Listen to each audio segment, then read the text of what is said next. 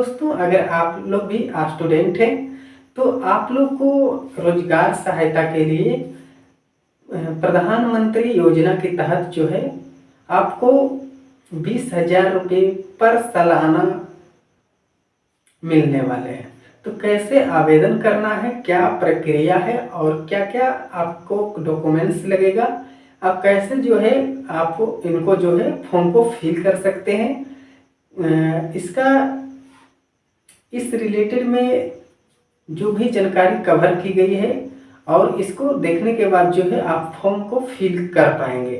तो चलिए वीडियो को शुरू करते हैं। अगर वीडियो पहली बार देख रहे हैं तो आप लोगों से रिक्वेस्ट है कि इस चैनल को सब्सक्राइब करके रखिएगा ताकि इस तरह का वीडियो सबसे पहले आपको मिलता रहे।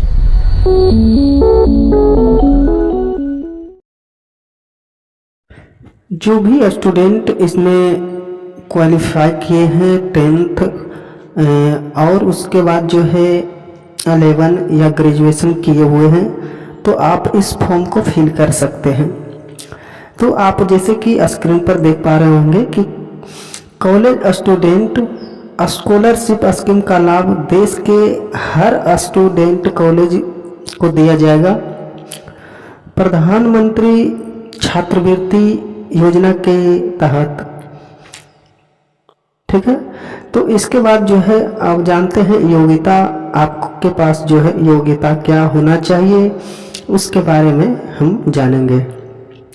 तो जैसे कि 1 नंबर में इसमें 5 कंडीशन दिया हुआ है, जैसे कि आप स्क्रीन पर देख पा रहे होंगे कि सभी आवेदक छात्रों को भारत का मूल निवासी होना ही चाहिए, अदर कंट्री का नहीं होना चाहिए।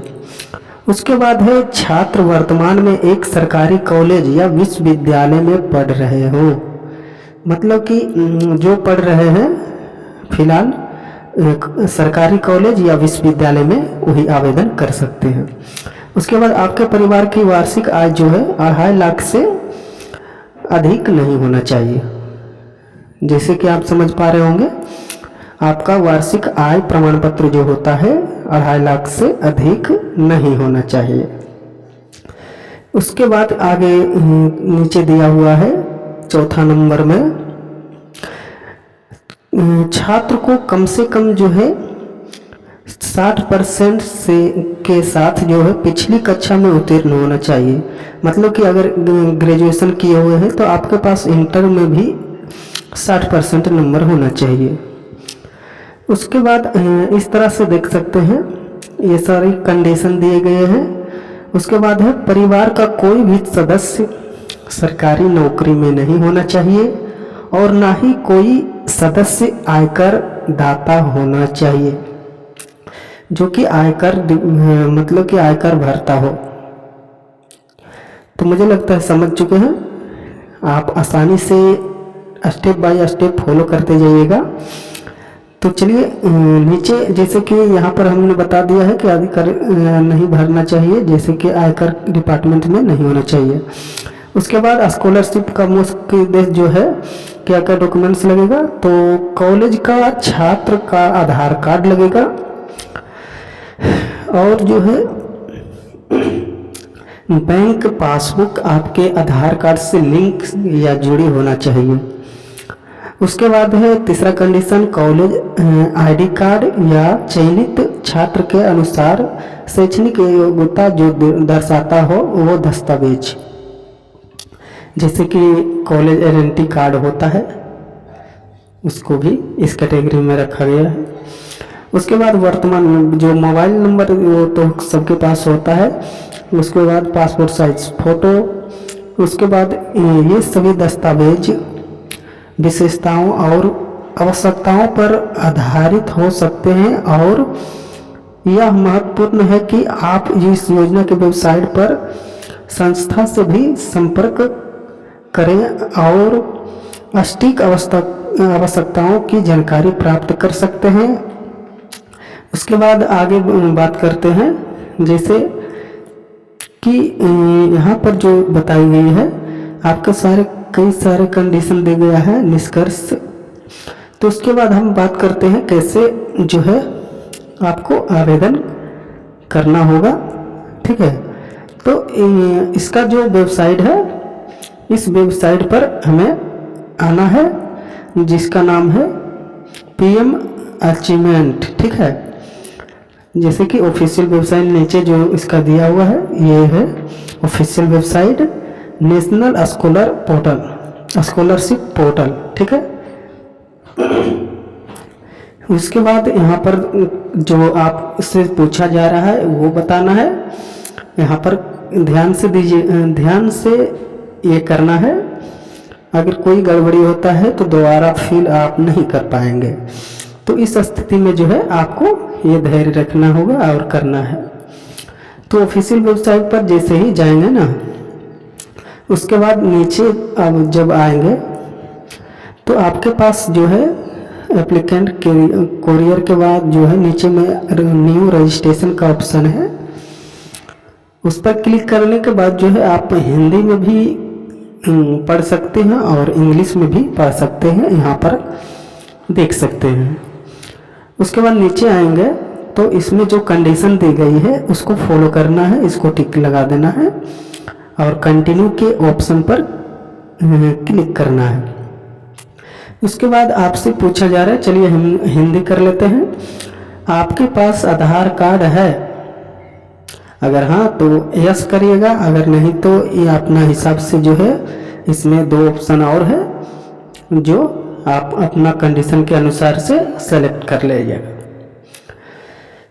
तो यहाँ पर उसके बाद जो है मोबाइल नंबर डालना है। ध्यान रहे कि मोबाइल नंबर जो भी डालिएगा ना वो आधार कार्ड से लिंक हो तो बेहतर होगा। ठीक है, तो चलिए हम अपना डाल लेते हैं। उसके बाद डालने के बाद जो है OTP डालने के बाद जो आपके सामने जो है आधार पर OTP जाने के बाद जो है इस तरह का आधार कार्ड का सारा डिटेल आपके सामने आ जाएगा। उसके बाद यहाँ सेलेक्ट करने का ऑप्शन आएगा, आप किस लिए सेलेक्ट करना है तो स्कॉलरशिप स्कीम। उसके बाद प्री मैट्रिक मतलब कि मैट्रिक से तक का जो है प्री मैट्रिक का कहा जाता है, और पोस्ट मैट्रिक जो होता है इंटर के बाद का जो है होता है वो पोस्ट मैट्रिक में आता है। तो आप अपना हिसाब से करिएगा, आप किसमें मतलब कि इंटर है या ग्रेजुएशन है तो पोस्ट मैट्रिक करेंगे, अपना हिसाब से करना है। ठीक है, उसके बाद बिहार से सेलेक्ट कर लेना है, आप जिस भी कंट्री स्टेट से आ रहे हैं वो सेलेक्ट करना है। पिता का नाम डालना है। उसके बाद जो है यहाँ पर माता का नाम डालना है। उसके बाद ईमेल आईडी भी डाल सकते हैं, नहीं तो छोड़ सकते हैं। उसके बाद यहाँ पर अपना कैप्चा डालिएगा। कैप्चा डालने के बाद यहाँ पर जो पंजीकरण का ऑप्शन है, पंजीकरण पर क्लिक कर देना है।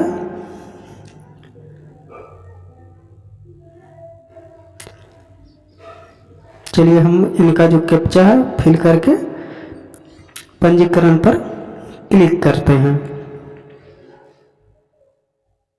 चलिए क्लिक करने के बाद जो है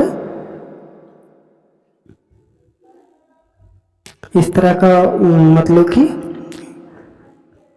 आपका कैप्चा जो है गलत हो चुका है। रजिस्टर पर क्लिक करने के बाद आपका पंजीकरण जो है सक्सेसफुल हो चुका है। आपका रजिस्ट्रेशन नंबर जो है यहाँ पर आपको मिल जाता है, और पासपोर्ट जो है आपके मोबाइल पर सेंड किया गया है, जो आपको यहाँ पर सारा डिटेल बताया दिया गया। तो इस तरह से आप रजिस्ट्रेशन कर सकते हैं। उसके बाद रजिस्ट्रेशन इसको कॉपी कर लेना है या प्रिंट निकाल के रख सकते हैं।